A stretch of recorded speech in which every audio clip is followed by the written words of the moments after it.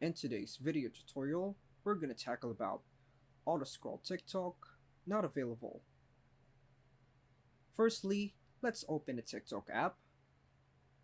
So the auto scroll feature within the TikTok app allows you to effortlessly scroll through your TikTok feed without physically touching your phone. As you can see, I currently don't have the auto scroll option available. When I hold the screen, a few options appear, but auto scroll is not one of them.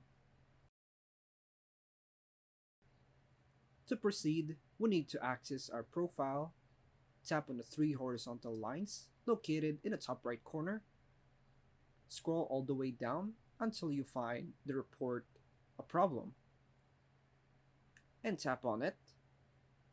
Once again, scroll down and tap on submit a report. Here, you can provide details about the missing auto scroll features in your TikTok app.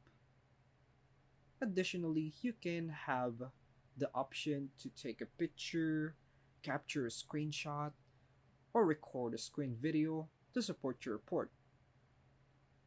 And that's all for now, folks. Thanks for watching.